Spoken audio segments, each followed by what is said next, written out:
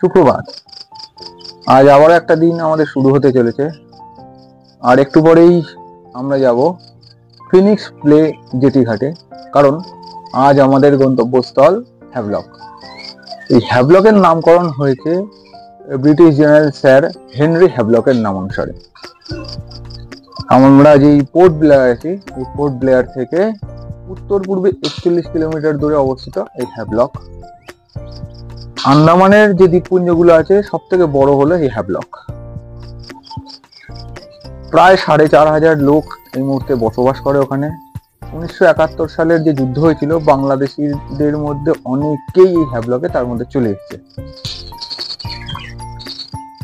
এখান থেকে মূলত যাওয়ার রাস্তা হচ্ছে ফেরি থেকে ক্রুজ বা বোটে চড়ে, অনেকে আবার হেলিকপ্টার ভাড়া নিয়েও যায়। তবে নীল সমুদ্রের বুকে ক্রুজে চড়ে যাওয়ার মজাই আলাদা, সেটা আমি শুনেছি। আজ সেটা আমি অনুভব করব আর ভিডিওর মাধ্যমে তোমাদেরকেও দেখাবো। বেরিয়ে পড়া যাক। টাটা। দেখা হচ্ছে ফেরিঘাটে। নায়াগাঁও থেকে ফিনিক্স প্লে জেটি মাত্র 5.5 কিলোমিটার। আমরা মোটামুটি পৌঁছেই গেছি, সমুদ্র দেখাই যাচ্ছে, জেটি ঘাট সামনেই আছে।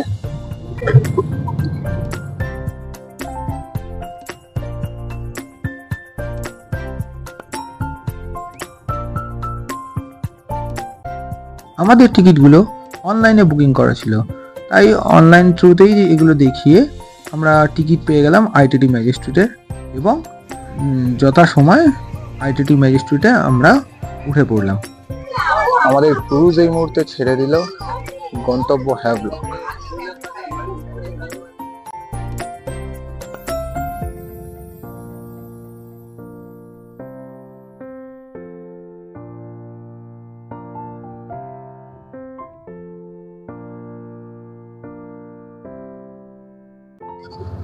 এই মুহূর্তে আমরা ক্রুজে উঠে গেছি।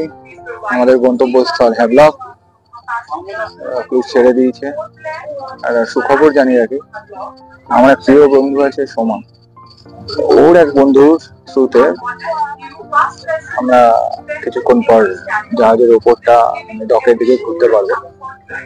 তো সবার জন্য তো এটা অ্যালাউড নয়, কিন্তু আমরা যেহেতু এই মুহূর্তে স্পেশাল গেস্ট, প্রাউড ফিল করছি এর জন্য। এত সুন্দর বন্ধু আছে, এত ভালো বন্ধু আছে বলেই আমরা এই সুযোগ পাচ্ছি। Thank you so much. তুই ছিলিস বলে আমরা হয়তো সুযোগটা পাচ্ছি। খুশির তো শেষ নেই। এমনিতেই খুব সুন্দর মনোরম পরিবেশে ঘুরে বেড়াচ্ছি, সে খুশিটা আলাদা, কিন্তু তার সাথে এটা একটা বাড়তি সুযোগ, এটা সবার হয় না। Thank you.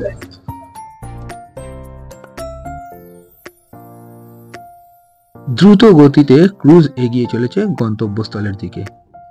ক্রুজের ক্যাপ্টেন আর তার সহকর্মীরা অপারেট করছে এই ক্রুজকে, আর সেটাই আমি তাদের পাশে দাঁড়িয়ে দেখছি। কি অপূর্ব এক অনুভূতি, ভাষায় প্রকাশ করা যাবে না।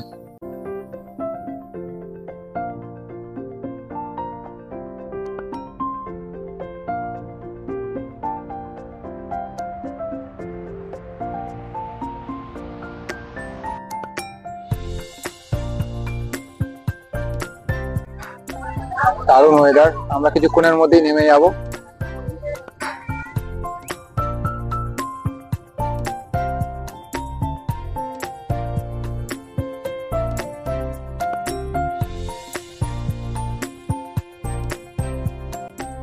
প্রায় 2 ঘন্টা পর আমরা পৌঁছে গেলাম স্বরাজ দ্বীপ বা হ্যাভলক জেটিতে।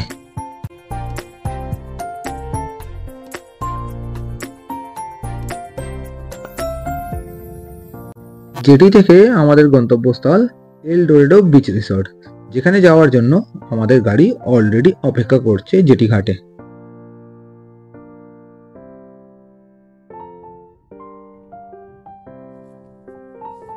এল ডোরেডো রিসর্টে পৌঁছেই আমি ড্রাইভার দাদার সাথে চলে গেলাম রিসেপশনে, কারণ চেক ইন করার আছে, আর সাথে ঘরের চাবিটাও নেওয়ার আছে।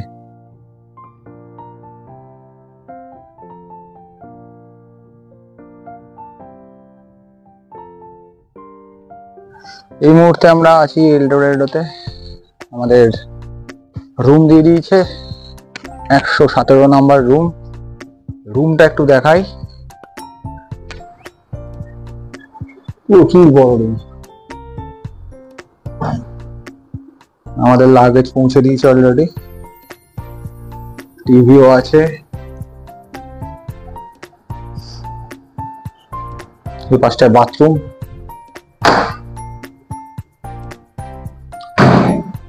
বড় একটা বাথরুম আছে এখানে, অনেকটা বড়, অনেকটা বড়।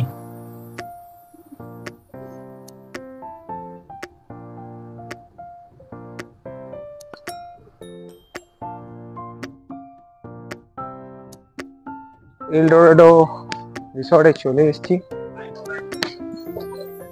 এখানে বার আছে প্লাস রেস্টুরেন্ট। এই যে আর মনোরম পরিবেশ। এইটা হচ্ছে পুরো ম্যাপটা।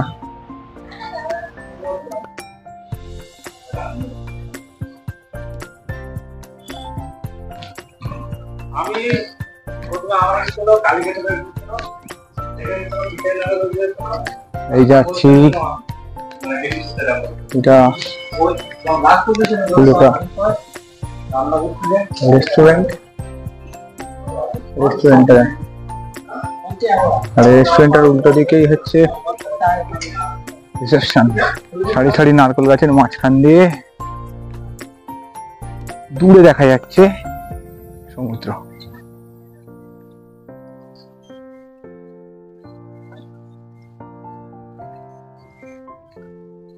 যতই বলা হোক না কেন, ততই হয়তো কথা কম পড়ে যাবে। লেখাও আছে beware of coconut falling, যখন তখন দুমদাম করে পড়তে পারে মাথায়। এখানে বসার জায়গা আছে, ছাউনি করা, কি সুন্দর।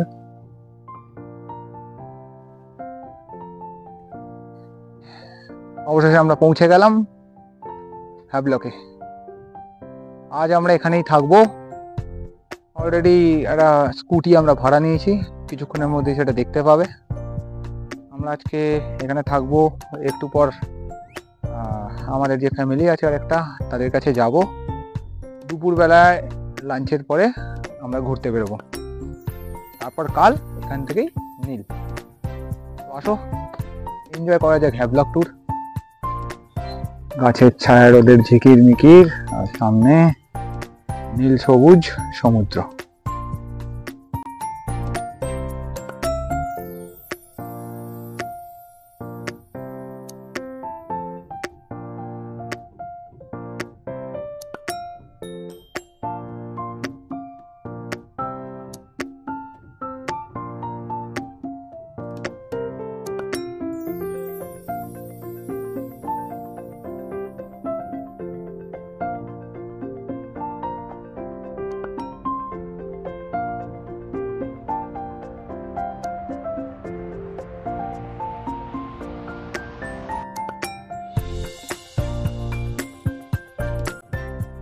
এই যে স্কুটিটা, এটাই আমরা ভাড়া নিয়েছি। সামনে একটা হেলমেট দেওয়া আছে, ভেতরে একটা হেলমেট দেওয়া আছে। হন্ডা অ্যাক্টিভা আমরা ভাড়া নিয়েছি। 400 টাকা রেন্ট 24 ঘন্টার জন্য। 1000 টাকা ডিপোজিট দিতে হয়, রিফান্ডেবল 1000 টাকাটা। 24 ঘন্টার জন্য আমরা নিয়েছি। চলো স্কুটি চড়ে একটু ঘুরে আসে। সামনেই রয়েছে পেট্রোল পাম্প। 200 টাকা মতো পেট্রোল ভরা ছিল। পেট্রোলের দাম এখানে খুবই কম। আমরা এই মুহূর্তে দুই রাস্তার মাঝে দাঁড়িয়ে পড়েছি, বুঝতে পারছি না ডিরেকশন। একদিকে দেখাচ্ছে কৃষ্ণনগর, একদিকে রাধানগর। রাধানগর নয় বুঝলাম, রাধানগর সি বিচে যাবো। কৃষ্ণনগর নদিয়া এদিকে। এটা 2 চাকা পার্কিং এর জায়গা। রাধানগর সি বিচের দূরত্ব আমাদের রিসর্ট থেকে 10 কিলোমিটার। দ্বীপ বা হ্যাভলক যেহেতু ছোট্ট একটা জায়গা, তাই স্কুটি ভাড়া করেই এখানে ঘোরা যায়। গোয়া ভাইবস যদি না থেকে থাকে কারোর, তাহলে এখানে এসে সম্পূর্ণভাবে সেটা পেয়ে যাবে।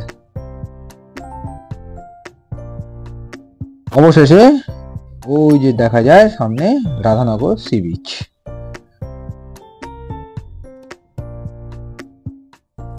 সমুদ্র তীরে ঘুরতে আসবো আর সমুদ্রে নামবো না, তা কি কখনো হয়? তারপর নেমেই পড়লাম। সবুজ নীল সমুদ্র, কি বলবো, যাই বলি না কেন নেমেই পড়লাম। দীঘা পুরী অনেক ঘুরেছি, আজ আন্দামানের সমুদ্রে। হ্যাভলকের রাধানগর বিচে স্নান করার পর এখন ফ্রেশ হয়ে দুপুরে লাঞ্চ করার পালা। তো এখন আমরা স্কুটি চড়ে যাব যেখানে আমাদের বাকি ফ্যামিলি আছে সেখানে। চলো দেখে নেওয়া যাক। দুপুরের ভুড়িভোজটা দারুণ জমিয়ে করার পর আমরা রওনা দিলাম সেখান থেকে কালাপাত্তার সি বিচে।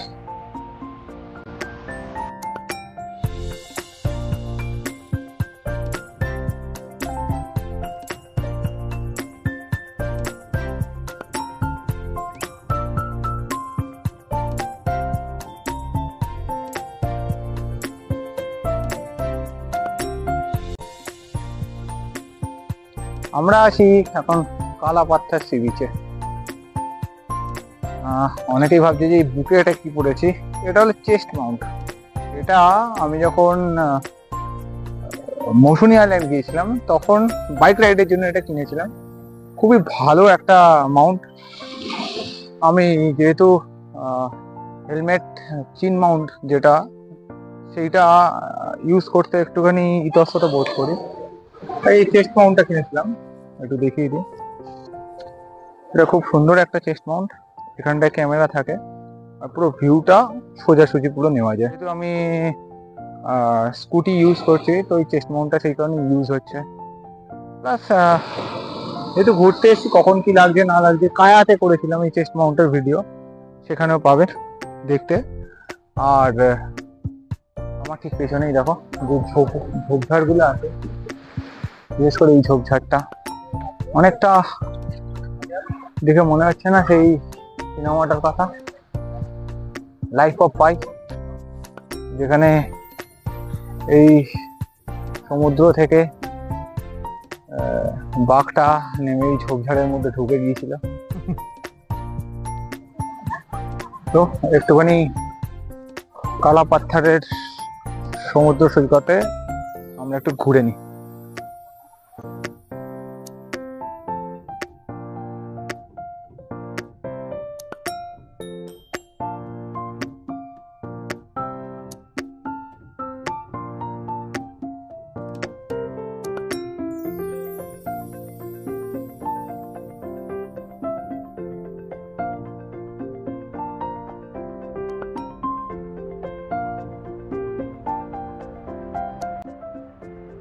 ঘুরতে ঘুরতে সন্ধ্যা হয়ে গেল, এবার রিসর্টে ফেরার পালা। এখানে একটা কথা বলে রাখি, এখানে কিন্তু কোনো রকম চুরি ছিনতাই হয় না। তার কারণ এই মানুষগুলো আমাদের মতো টুরিস্টদের উপর নির্ভর করেই বেঁচে থাকে।